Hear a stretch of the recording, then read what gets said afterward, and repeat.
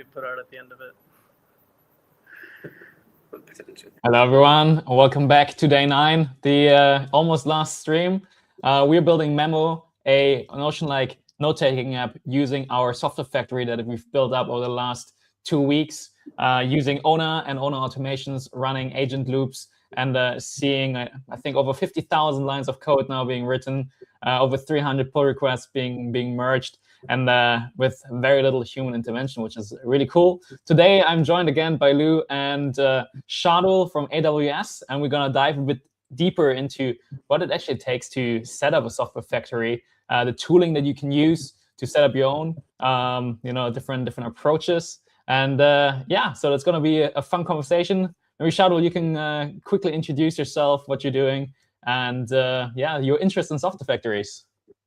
Yeah, thanks a lot, Zach. And so my name is Shardul Vaidya. I'm the worldwide solutions architect focusing on generative AI for developer experiences.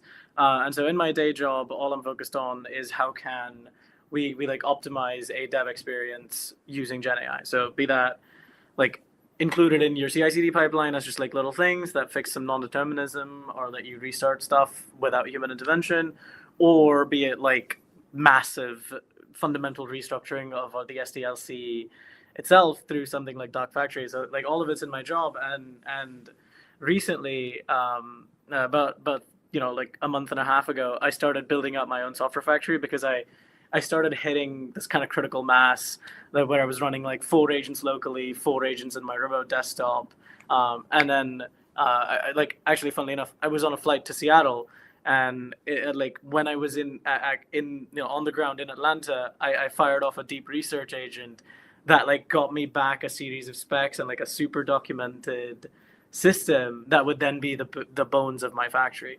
Yeah, and then by the time I got to Seattle, I had kicked off a second agent that essentially started building it all out from just like these 15 spec docs that I had inside Ona. Actually, that the first few hundred commits of the factory were inside Ona with me on my phone, just clacking away in the middle of a conference that had nothing to do with software at all while I was in Seattle. Nice. So it was a really crazy journey, and like yeah, it really shows how powerful it is.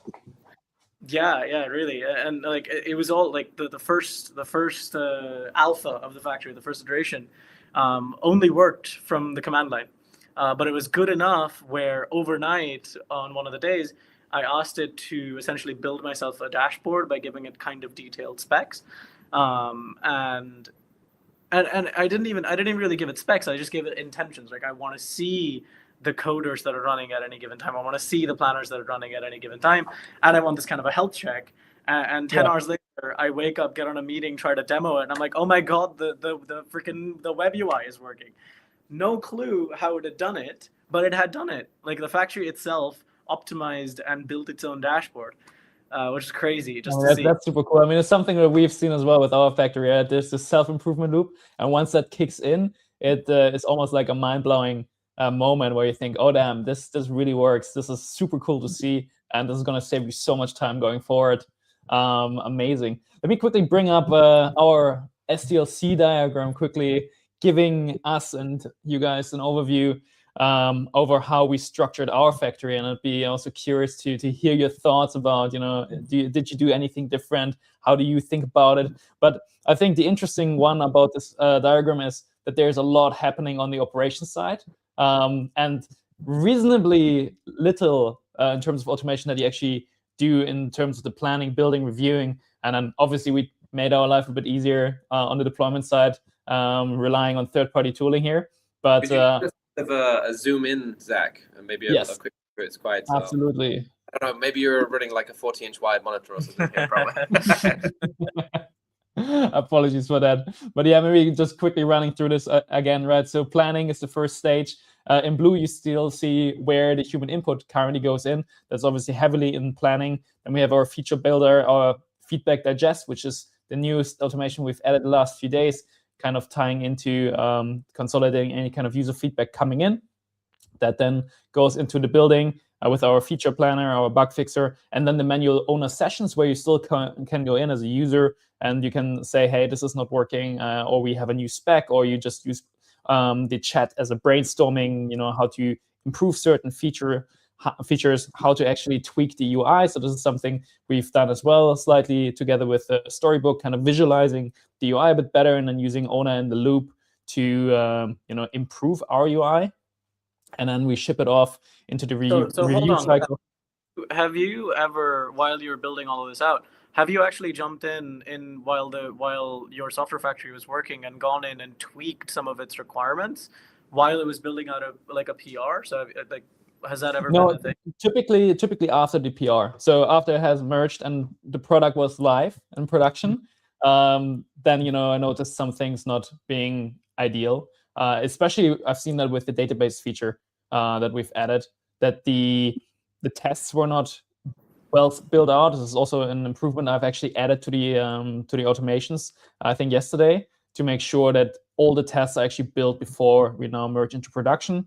I think, again, kind of housekeeping that I could have done better in the initial setup of the factory. But naturally, it kind of comes and closes this loop of, okay, I still go in, I verify the UX UI. This is something, where my trust level still says, okay, I should go in, look at the output of the factory and don't just say, hey, the factory has shipped, it's perfect. But where I can go in and improve both on the product level, but also improve on the actual factory. And I think the interesting part about this is while I capture the bugs, I don't really spend much time on explaining how I want the bugs to be fixed, but I spend more time improving the factory and then seeing if that actually improves the output. For example, with the UI changes, that has worked quite well, kind of defining a bit better how I want certain UI elements, for example, the header row or the filters in the database to look like. And then once that spec was built out, it went off and adjusted the production, which is quite cool. Interesting. So more descriptive on what the bugs are and what your intended vision is, rather than, hey, this class description for this data type is causing some mismatch in the way that the database is being represented. Yeah. Okay, that makes sense. I would say very high level on that front. Yeah. Okay, that makes total sense. Yeah. So and then the review cycle is, I would say, almost fully automated in my case. I guess, given the complexity of the product and how fast we wanted to ship it, and the low risk of shipping, this made total sense to say, okay, we will automate this step as well. As you see, okay, we have our PR reviewer, our PR shepherd, just making sure that any kind of review that maybe got stuck is resolved. And then obviously a verification through GitHub Actions, both on the CI as well as on our database migrations. Shipping off to the deployment stage, again, using GitHub Actions and Vercel. And then in the operation phase, where we actually do a couple of verification. So the post-merger verification, which checks that, again, the deployment was successful. Our UI verifier, quite important. And we've switched that over now to, going away from just looking at our design MD spec sheet to actually looking into Storybook and visually comparing the UI that we've designed on Storybook to the UI that is actually in production. Incident Responder, which is our loop into Sentry. And again, Sentry is another tool that's actually needs to be added here as well. In the operation phase that captures our exceptions, our bugs, then triggers incident response, and that opens any issues on our loop as well. Then we have our automations auditor, which is an interesting one. I think this is something that I'd like to explore going forward a bit more, that really analyzes what's going on, goes through all the automation jobs, looks what failed, looks, for example, at our bugs, if there were any regressions, why those regressions happened, and then makes suggestions how we can improve our loops. And then obviously our metrics collection. So this is actually a couple of different automations, but they're not critical. They're, collect our data for the website, for our tweets, etc. So they're kind of nice to have. But yeah, that's basically the overview of our factory and how we set it up. I'd be curious, is there something where you went a completely different way? And maybe you can give us a little bit of insight into how you actually build your factory, because we talked about it previously, just quickly, that you actually went a quite different way, and you actually started ground up on a single EC2 instance. So that'd be, I think, quite interesting to hear how you approach that. Yeah, absolutely. So for me, the experimentation phase was more just getting a factory up and running. I didn't really care about productionizing it at all. So my approach to it was build out this like hyperformal state machine that I can verify, that I know that it will run a particular way every single time, and then essentially bolting with as much control as I can each of the underlying ingredients, so or like underlying components. So custom wrote a Bedrock adapter, or like a Bedrock conversation manager that literally manages the entire conversation for me. Custom wrote a tool registry that manages all the tools. Custom wrote all my tools. And so, sorry, just all of this is in Rust, and none of it was written by me. This is all a variety of LLMs. And then essentially what that flexibility allowed me to do is encode like what I would consider organizational best practices into the factory itself, right? So I no longer have to rely on system prompts to make sure that some workflow goes a certain way. I just tell the DAG to do it for me. And so that let me break down each component pretty aggressively. And so yes, the trade-off is the system is a lot more monolithic, where it's just a single binary. But like that also gives me the capacity to scale horizontally infinitely, basically, because now I can just spin up 10,000 factories, and they all have the capability that of one factory. And as long as I can feed it enough tokens, it'll keep working, right? I could have gone the hyper production way of like, I'm gonna stuff all of my events on EventBridge, and there's gonna be listeners and producers and webhooks for everything. And I could have gone that way, and that probably would have taken, I don't know, triple the amount of time and not 72 hours of a coffee fueled rage of just typing it all out, right? It would have probably worked a little bit better, because right now there's some bugs in there. But it wouldn't have shipped itself. It wouldn't have improved itself with how much it already has. I guess that's really also the trade-off, right? Like in terms of how much tooling do you use, and where do you start from like zero to complete, going with a production tool suite, or a platform that does a lot of the abstraction for you. I mean, in our case with Ona, it's obviously a lot of time still going into maintenance, but more about thinking about the prompts and how we can optimize, and a lot of the maintenance for the factory is taken out of our hands, which is extremely nice. But yeah, I guess there's a spectrum of how much control do you want, and where do you want to spend your time optimizing, and I guess it's also just depending on where you sit with the organization, right? I mean,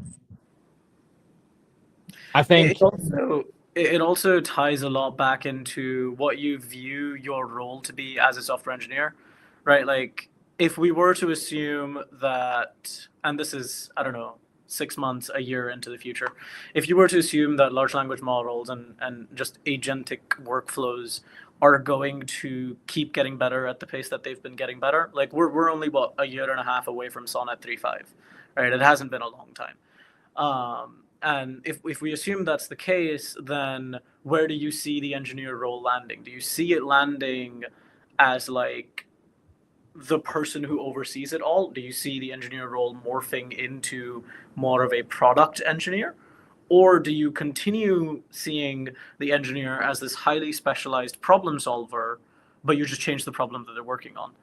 And the new problem effectively would be the factory, right? I spend more time worrying about what my factory is doing than what the applications that the factory is maintaining, right? And I feel like that's a much better place for me personally than because I don't know the skill set that goes into being a great product manager. I don't know the skill set that goes into running a great business, but I know that I can solve any and all problems that the factory might throw at me. And that's a much better place to be in. And so you still need a highly capable PM team that knows what the taste of the product needs to be like. But then I can maintain the idea that no matter how fast the product team wants to go, the factory will keep up, nay, go faster, right? Super interesting. I mean, like we've touched base on that with Matt and with Chris in the last 2 days, kind of how the different roles and different companies evolve, especially the role of the the PM, I guess, it's also cool to kind of look at it from the role of the engineer. Where does engineering go? And I think it's also kind of cool to think about, okay, what kind of business are you going to be? Are you in a position where you can build your factory yourself? And then obviously you need probably an engineer or two, maybe some more, to really maintain your factory. Or are you a business that is kind of constrained and like focusing on product, and you might buy a factory and work with a company that provides you this factory? And I guess also like your team composition might change over the time, over the next few months, over the next few years, kind of really like focusing on either being like extremely universal and focusing on product, or being more technical and actually looking almost like at this machine shop mentality, and making sure that the factory runs smoothly and your output is to a high quality and to a high speed. What I actually have a question from Lou is where do you see us standardizing on all of this in the future, right? Do we standardize at the boundary of each of the agents with something like A to A, or do we standardize at the factory level that has, again, maybe through A to A or something else, that has this kind of feature discoverability thing built into it? So potentially you could see that a factory maintains a given application, and some user or some enterprise just sends a request to the factory and says, hey, I found this bug in the way your thing works. Can you fix it? Maybe like break out the entire idea that humans are ever going to deal with systems like that. Where do you think we're going to standardize? Yeah, so we had this conversation earlier on as well. So I think for everyone that's building a software factory, you almost end up building some similar components. So I think, like what Shardul has in his, there is a state engine, and it's kind of implicit actually in your diagram here, Zach. Like maybe we haven't called it out, or maybe we have in some of the past streams, but the state engine in this case is almost like GitHub. It's an external source. So for Shardul, it's in his implementation, it's the file system, or in other versions of implementations, you can have these agents sort of coordinating in different ways. But then you end up having sort of these discrete different problem areas. So you need somewhere to run the agent. The agent needs some sandbox or runtime, which you've got here. It needs some sort of event system. It needs to be triggered by things. In AWS world, that might be Event Bridge, things like that. You can set up lambdas to filter these. But then it gets a little bit difficult when you get down to the sort of workflow level. Like, who defines this workflow? Like, you've got it here, and this is like almost your more traditional SDLC. But within the world of the software factory, it might be that you want to start to separate the workflow. So we had a conversation earlier on today as well, similar, where if you look at today, like our repositories are coupling both the application code and the workflow. So then from a governance perspective, it's actually quite challenging, because the agent can actually then change the factory. The agent can actually adjust itself. So that's one thing that also needs consideration, is do you want to separate those two so that changes to the factory are then controlled by you, and then changes to the application are more freely allowed to pass through? And also, do you want to then start to allocate areas of sort of risk to your code base, allowing the agent to make changes to certain areas of low risk, and then also having more human in the loop for other ones? But then you also get this question of gates and determinism. So there are these different components that are starting to emerge. And one topic that I've also been thinking quite a bit about is we're really in the stage where everyone's kind of like building their own almost. And we've seen this before in previous waves of technology, like containers came about and like everyone built their own sort of orchestration engine. And then eventually Google sort of released, sort of Kubernetes, and this kind of comes about, and there's sort of standardization. I do feel like that will happen here. It's a bit hard to say at which layer that will come, though, and where those exact interfaces will be. But I do think it's, to a degree, almost inevitable eventually that we will have some form of abstractions here, so that as an ecosystem we can all sort of contribute. Because I think the foundational thing is, so we're building this greenfield, but like most organizations aren't. Like, they have existing code bases, so they're going to have to build on top of the existing tools that they have.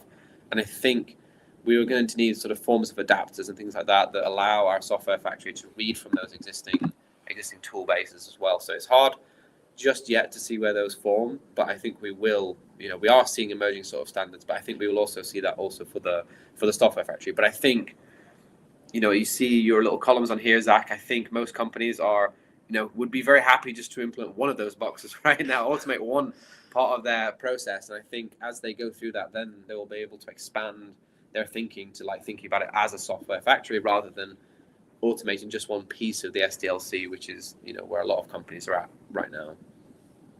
Yeah, totally. I mean, It's interesting, right? Because it almost comes back to, I think it was the first or the second stream where we also talked about, okay, what do we actually want to automate? And where do we want human decision making still to be? And also how do you even go and grade something low risk, high risk? Is it literally that you just look at what kind of file and which folder are you editing and like writing to, or how do you actually judge what is a high risk change in your code base? And we've talked about it in terms of the quality spec sheet that we had, and we had the agent grade its own quality, and we saw it arrived at like an A grade quite fast, where you're thinking, maybe it's quite ambitious. And where you actually trust the agent's output. And I guess especially when you have an existing code base, especially in enterprise, where it might become a quite difficult thing to actually adjust. Okay, where do we still keep the human in the loop? Where do we have to gate what the agent and the factory can ship itself? And I think it's a very interesting trade-off again between the speed and the output that you can get to versus safety, security. I mean, we've seen it in the last couple of days and weeks, the number of security issues that we had and incidents that we had because of AI. The question is, if we have factories, will this become better or worse? Obviously, I think it's better because the quality of the output becomes higher in our factory. Ultimately, you can obviously tweak your factory to do secondary security reviews and, add a lot of layers to ensure that what you ship is extremely safe and checked. So you can, I think the nice thing about a custom factory is that you can really tailor towards your process and your risk appetite as well. Yeah. But that will be like a wild kind of future where we go to, and hopefully this will actually work for us in the best way possible, rather than just opening a box of risk and more reviews, and especially from, I guess, you always got to please your internal security team and your CISO. Make sure that there's a sign off on anything you do. But ultimately, I think the question becomes who is responsible. Is if you as an engineer build your factory and the factory ships, who's responsible? I mean, I would say like you as an engineer, you should still be responsible. You should review your code, but it becomes extremely convenient to just see the factory shipping good code and then starting to rely on it and be like, hey, this will work. I just gotta go tweak it a little bit, give it direction. And yeah, I mean, I think that's also what Matt said yesterday. It kind of comes down to the point you need to spend more time actually thinking about the feature direction, rather than just like putting out one prompt after the other and giving it basically this feature bloat, and you just ship everything. And you want to be probably a bit more sensible about the direction that we go to. I think the question becomes really like, from an engineering perspective, where does your mental load go? Does it become very mundane, just tweaking the processes, or do you actually spend time still working on the complex problems of the factory? And also, I guess back to the topic, where do you take a decision on what to let the factory handle itself, and what to pick up as an engineer and what to review yourself? Do you have a view on that, Shardul? What do you currently let your factory handle autonomously? So I actually have two perspectives on it. One is like my fun perspective, and one is my like actually serious perspective. The fun perspective, and this is what I take with my factory, is I just let it build everything. Right now, it's maintaining about 2 internal apps itself and 1 greenfield project all at the same time, and like no one has come hit me over the head yet saying, hey, this is broken. So I'm gonna say success, and I know people are using it because I'm seeing like the operational metrics on that. So that's the like kind of fun approach. These are obviously low stakes applications. This is not someone's pacemaker. This is not like a car driving system, right? This is low stakes data driven applications. So right now the approach is factory takes the wheel, makes everything work. The more serious answer to this would actually be way more academic for me, and that is you go from being a software engineer to a verification engineer almost. Academia has long had, not just academia, but like some very important parts of our infrastructure have always had this idea of formal verification of software. And one of those, like, it hasn't been something that a lot of enterprises or a lot of mainstream software companies have taken on as a thing that they do as part of their software development lifecycle. But I feel like that kind of mathematical verification of the software that's being put out there is going to start being an engineer's primary job. Right? You go from being someone who is responsible for code to someone who is responsible for system level invariants, or even like defining formal theorems that prove that your code are going to do the thing that they say they are, like that they say it is. And I guess you could also say you can just let the code run and prove itself rather than having to go back to the theoretical approach and prove it in the first place. correct. I guess if you have the right environment, right? Don't deploy the Yeah. production and improve it there, but have maybe a cloud environment. 100%, and like a lot of that it kind of resonates from the idea of building a digital twin, like a digital twin of your production environment in like your lower environment. So when you try to load test, when you try to scenario test, you're actually interacting with the external interfaces that your application relies on. And when something like that shows up, that's a very solid formal test. Like your application is not doing anything unseemly against the external APIs that it interacts with.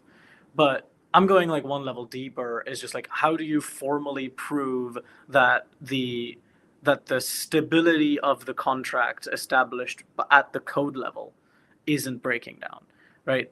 I'm not saying like it's like integration tests, but kind of on steroids. So you imagine if you could introspect the state of the application at any given point, and then you could define structural invariants at that point. And then mathematically prove that the application will not violate those structural invariants, is something that engineers would end up doing as like a long horizon task. At that point, they're just doing math, but like, I feel like that's what we all signed up for, and we're just doing funny letter-based math rather than like symbolic math. But yeah, that's my take on it. Fair enough. Well, pretty cool. Maybe we can quickly run through how you actually operate your factory. I found that quite interesting because it's obviously quite different to how we use it with the owner-based factory. So I think maybe it's quite interesting for our viewers to see an alternative to operating it through owner.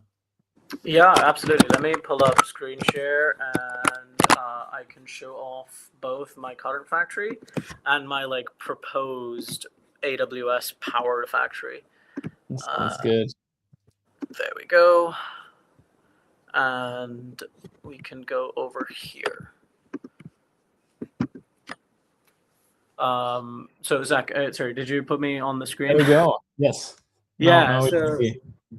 So this is my factory, right? This is the factory dashboard.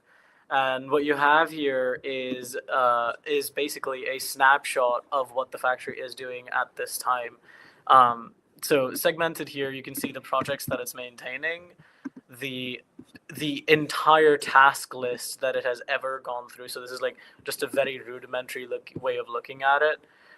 The various and then here we can submit a requirement against any of the projects. And so this is the only human interaction point that I ever do, right?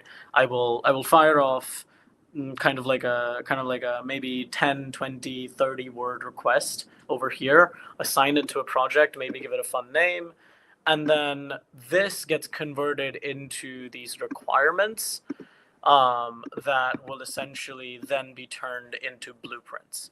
And now these blueprints are these directed acyclic graphs of like dependency graphs essentially. So let me go out here and use one of the more complicated ones to show off exactly what it might look like. And so here you can see that this like 23 step task is broken down in, or like 23 tasks are broken down and very clearly defined and given these like complex dependency graphs. And then all my orchestrator does is very clearly look at the current dependencies of a given task. If all of them are fulfilled, and the task is unblocked, we would schedule that into a coding agent, right? And so you might be asking, like, okay, cool, dependency graphs are awesome. How do you make sure that they are of an appropriate depth? So a couple of the hidden steps in all of this is this fundamental idea of adversarial like conversation, essentially.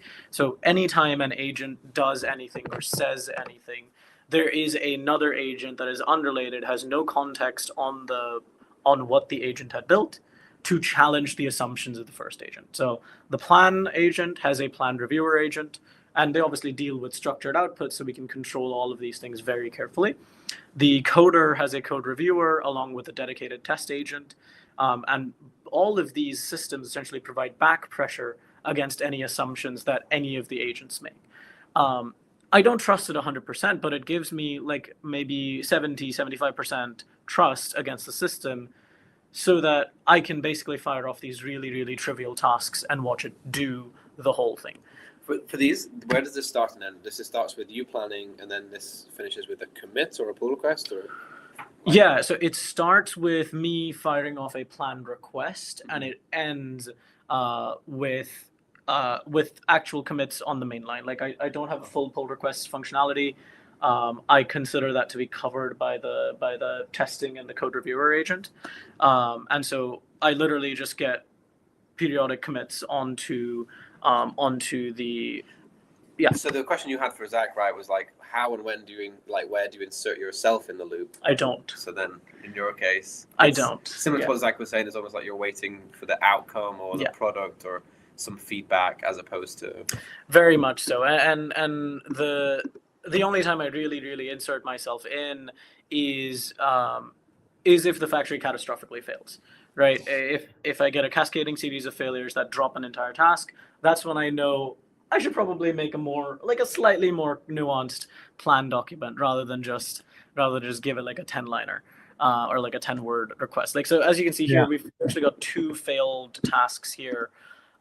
We can scroll here and see what went on. And the failure here is, like exceeded max merge rework count and task timed out. So that basically tells me that there was some kind of merge conflicts, and they didn't, like the agent itself was not able to resolve it well enough. So I should probably go and look at that manually. And the good part of keeping it all atomic and keeping it all in the file system is